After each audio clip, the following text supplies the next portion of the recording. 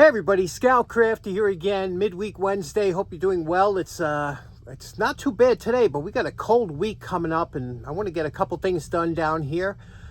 We have a nice project planned for you today. It's going to be a nice relaxing show. Sit back, relax. Let's get started right away. Okay, to start off, the other day I was surprised to find a big box on my porch and it was filled with wonderful Popular Science magazines. Now, I have a good amount of Popular Mechanics, but not that many Popular Science.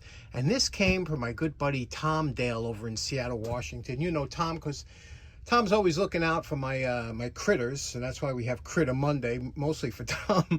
But this here, you could see these. He was doing a plumbing job for some woman, and this was part of a payment, I guess, for him. And look at what we got here. Look at some of the graphics. These are from wonderful years, from the mid-40s. And you can see here, this is April 46. And I always loved the covers. Everybody did. The covers really sold these magazines.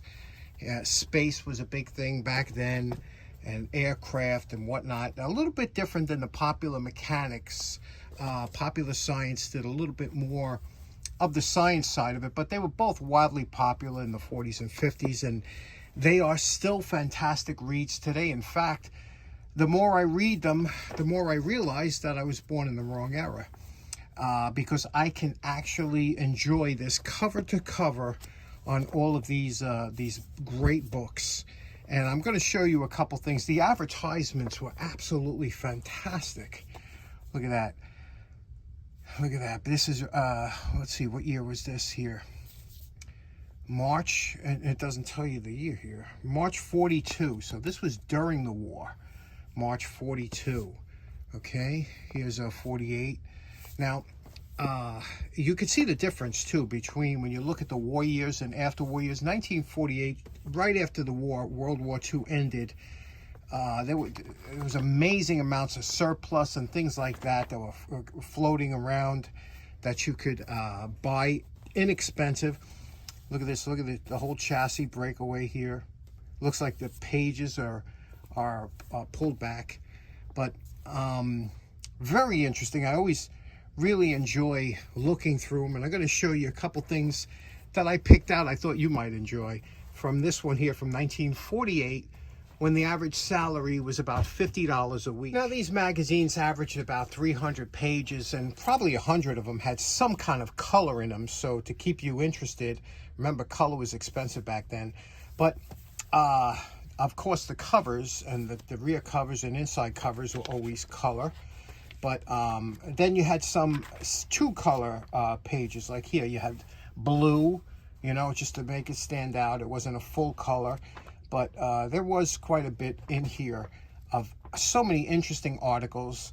But even more than the articles that I found interesting, the advertisements. Remember, I was telling you about war surplus. And then you had your small advertisements that most people would take out. You could take out in a mag. This was a national magazine. A small little ad like this would go a long way back then. Today, I don't know, I don't think too many people read the advertisements, but I wanted to show you some things that I thought were pretty interesting in here that I just picked out that I thought we'd discuss real quick, and I marked them with a little piece of paper here. Like, for example, this here, okay? If you look over here, you can see it says 14 uses for old garden hoses. And, you know, that still holds up today. There's a lot of things you could do with an old garden hose, and flexible couplings, handlebar grips, pail handle, just things like that I thought was really interesting.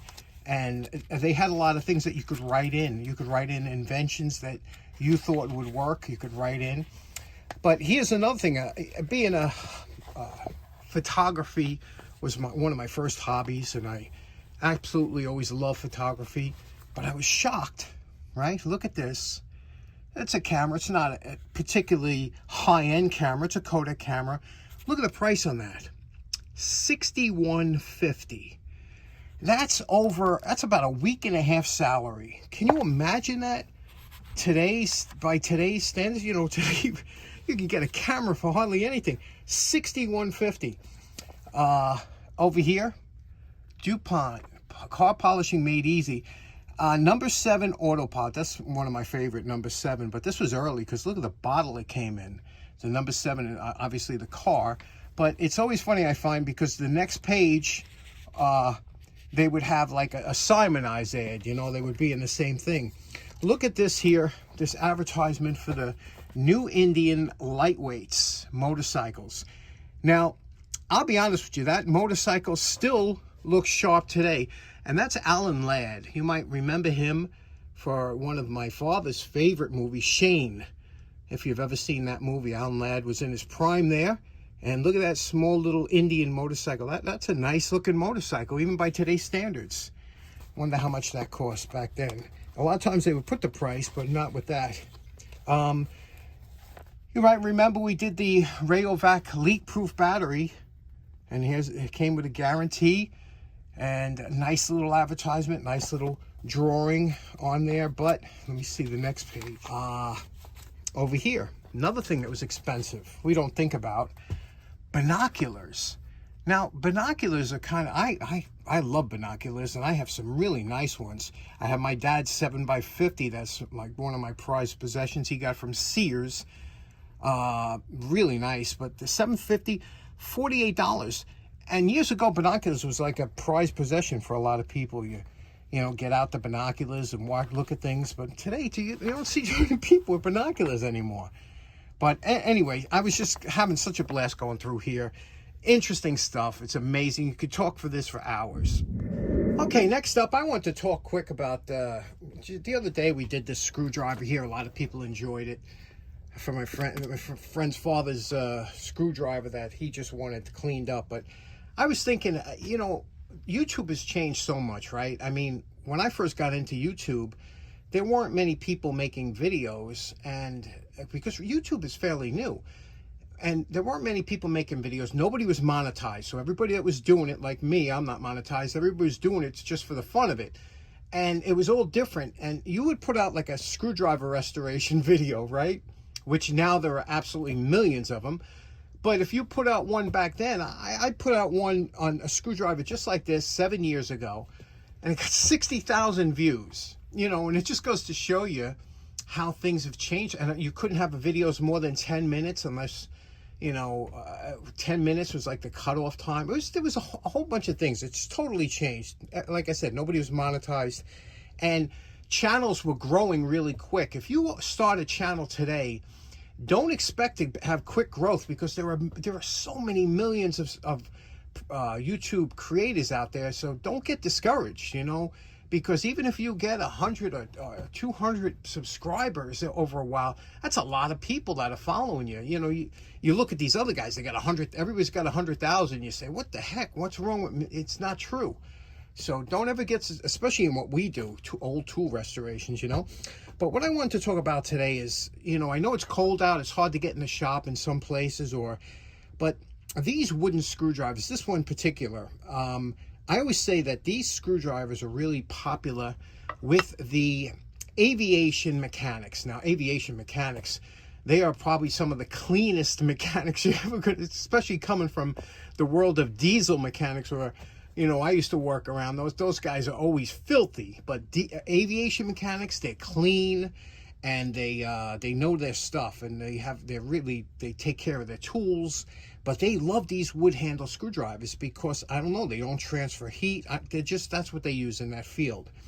I don't use them much, but I do find them interesting. And a lot of these were made, they do have copies that are Chinese, but a lot of them were made by Irwin, Great Neck, USA made, and they're good. Now, you know how I like the screwdriver to have this flat side on the same blade, you know, for prying instead of the corner. But I said, why don't we just customize this for fun? That's another thing. When I started my channel, I used to customize tools, and just for fun, making, you know, because this is a 25-cent screwdriver at any tractor show, but you can have some fun with it. So let's do that today. Let's see what we can do and how we can make this into something nice. First thing you gotta do is your quick evaluation without doing anything, and to see if it's worth, you know, you see we got a chip here, like there's a piece missing there. No cracks to speak of. I don't think this, I don't know if that's a crack running down there, but we can work with that. It's solid, it's straight, so no bends, and a little bit of rust, a lot of rust on the ferrule. So what do you say we take it to a wire brush and just give it a quick wire brushing real quick? Okay, now this is why I always thought these screwdrivers were kind of poorly designed. I'll tell you why. They made a square handle on here and they chamfered the edges so it's more comfortable in the hand. You don't want it totally square. And when you make these marks here, you see these little lines that I think it's done for decoration, these little grooves. Every time you put that groove in there, you create a weak spot for this, because remember, the grain is running this way. You could pop these things off now that you created that groove instead of having it straight. And you could see here, we lost a piece here, a piece here, a piece here, a chip, you know, a chip down here. It's kind of a poor design. However, that's the way they are, and who might argue? Now, looking closely, and again, the reason we do the post-wire brush evaluation is because we could see here this is indeed a Mac screwdriver, and it says S-B 4.0 pat pending. So this is a pretty early one, I guess, if it's a pat pending. And over here, when I was wire brushing the shaft, I said, it looks like tool marks, you know, them little dots. If you look, you'll see little dots there. I thought they were tool marks, but if you look close, can you see? Let me see if I could zoom in a little bit on this here. If you look close, they say Mac on it. You see it? Mac. And it's dotted there. So they must have ran this through some kind of rolling machine that would write Mac with a couple dots, Mac, all the way down the shaft, which is pretty interesting, you know. And again, like I said, you know, we're trying to customize this, have some fun with it. I'm not going crazy. It's not a valuable screwdriver in any sense, but, you know, that is an interesting feature on there. Next up, what we want to do is we're going to address the handle. We have to address the handle. And also things like, see these dimples where the ferrule's held on here? That dimples, you know, got some rust in, so you got to take that rust in. Also, you might want to tap that down a little bit if it's a little bit loose, which this one is just a little bit loose. But otherwise, and then the tip. You see the tip is, there's a little chip on the corner there. We'll fix that up. But otherwise, it's very nice. It hasn't been mangled in any sense.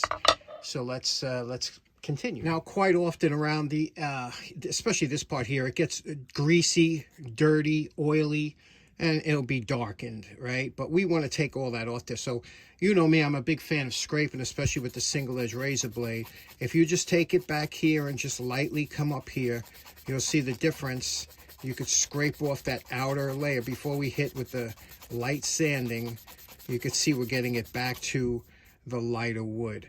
And you have to cover this wood with some kind of finish, or else the grease, the grime from your hands will soak into it. So we're taking off the finish that was on. I don't know what they put on there. They might have even oiled it back then, you know. But we're going to have to, I want this to be light, and I'll tell you why in a minute. This was just with the razor blade. We got off a lot of the grime and stuff. We'll hit this with the belts, and we don't want to start sanding this yet because we got to work on the metal. And if you're handling this, it's going to get dirty again. So we save that to last. Let's address the blade here. This Mac, we want to keep that so our hands are tied. The fiber wheel is a way to go on this, except for the tip. We're going to have to address that with the belt sander.